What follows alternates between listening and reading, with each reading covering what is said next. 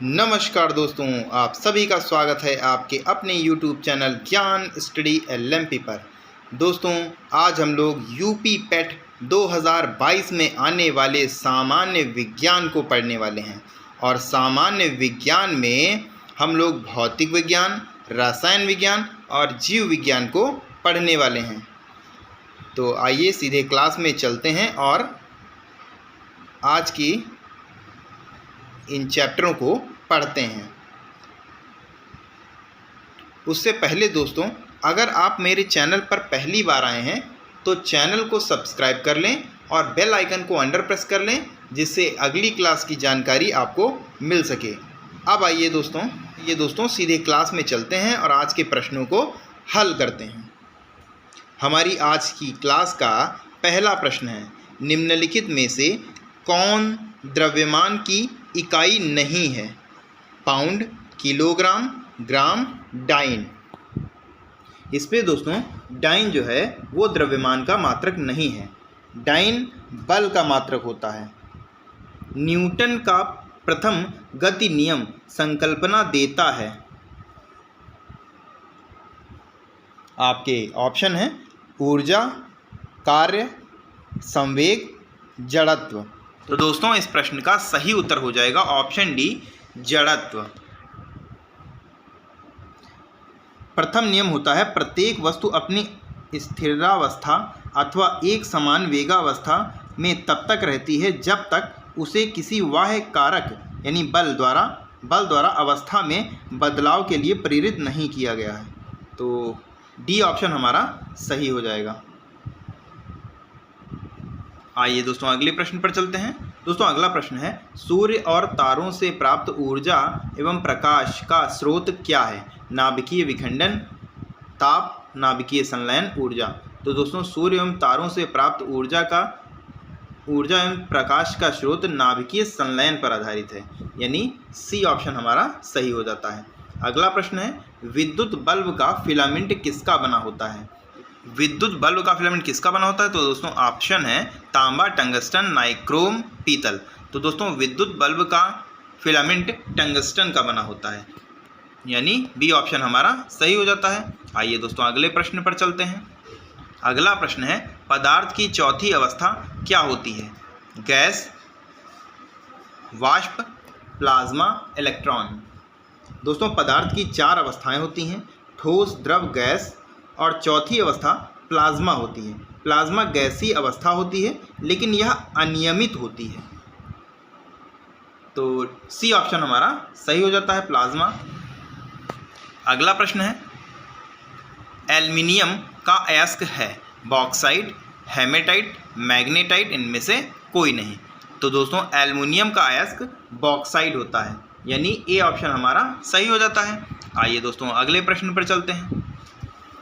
अगला प्रश्न है, निम्नलिखित में से कौन सा प्राकृतिक बहुलक है? Bakelite, cellulose, PVC, nylon. तो दोस्तों प्राकृतिक बहुलक पीवीसी होता है, यानी सी ऑप्शन हमारा सही हो जाता है। आइए दोस्तों अगला प्रश्न देखते हैं। निम्नलिखित में से कौन एक उर्वरक है? नाइट्रिक अम्ल, यूरिया, अमोनियम क्लोराइड और ये सभी।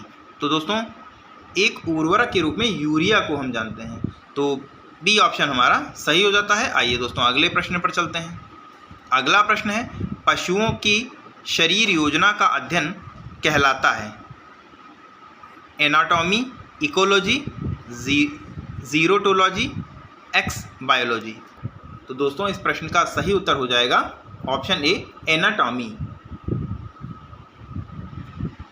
सबसे बड़ा सजीव पक्षी है? शुतुरमुर्ग, मोर, कौवा, टोडो। तो दोस्तों सबसे बड़ा सजीव पक्षी शुतुरमुर्ग है, तो ए ऑप्शन हमारा सही हो जाता है। आइए दोस्तों अगले प्रश्न पर चलते हैं। अगला प्रश्न है, मानव हृदय का वजन कितना होता है?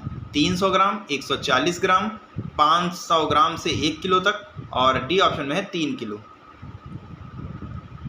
दोस्तों मानव हृदय का वजन महिलाओं में 250 से 300 ग्राम तक होता है और पुरुषों में 300 से 350 ग्राम होता है। तो दिए गए दोस्तों ऑप्शनों में सबसे नज़दीकी 300 ग्राम है, तो ए ऑप्शन हमारा सही हो जाएगा। अगला प्रश्न है, प्याज रूपांतरित रूप है? आपके ऑप्शन है तने का, पत्तियों का, जड़ का, पुष्प का। तो दोस्तों प्याज जो रूपांतरित रूप है तने का, यानी ए ऑप्शन हमारा सही हो जाता है। दोस्तों प्याज एक तना जो कि छोटी सी तस्तरी के रूप में होता है, अत्यंत ही मुलायम शाखाओं वाली फसल है जो कि पोले और गूदेदार होते हैं। रोपण के 2 से 3 माह पश्चात तैयार हो जाता है। इसकी फसल अवधि 120 से 130 दिन होती है। औसत उपज 300 से 375 क्विंटल प्रति हेक्टेयर होती है।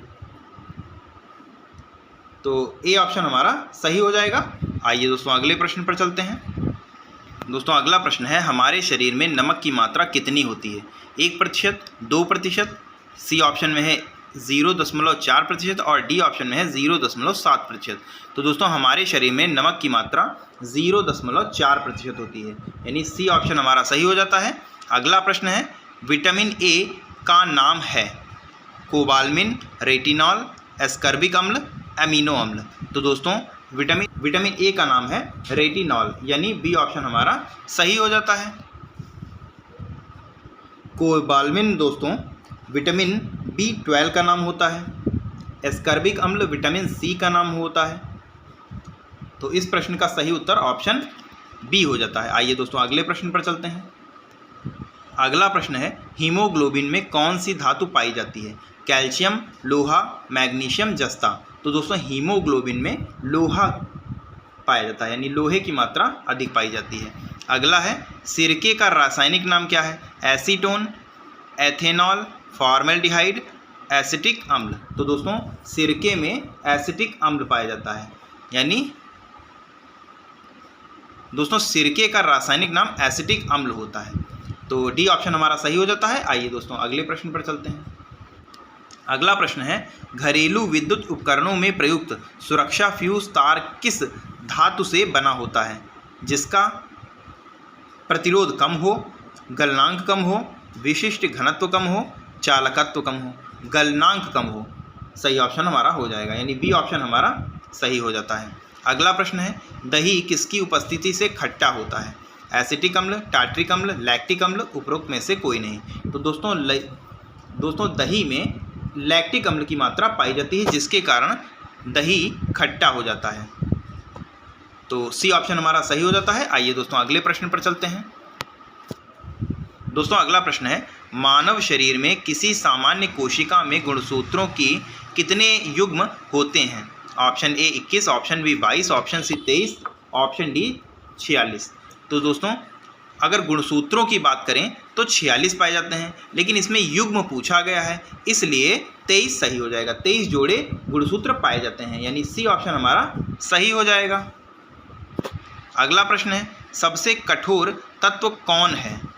सोना, चांदी, जिंक, हीरा। तो दोस्तों इस प्रश्न का सही उत्तर हो जाएगा ऑप्शन डी हीरा।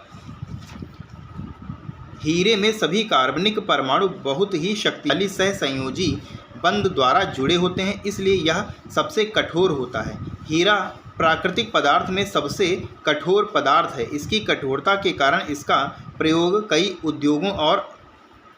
उद्योगों तथा आभूषणों में किया जाता है। तो डी ऑप्शन हमारा सही हो जाता है।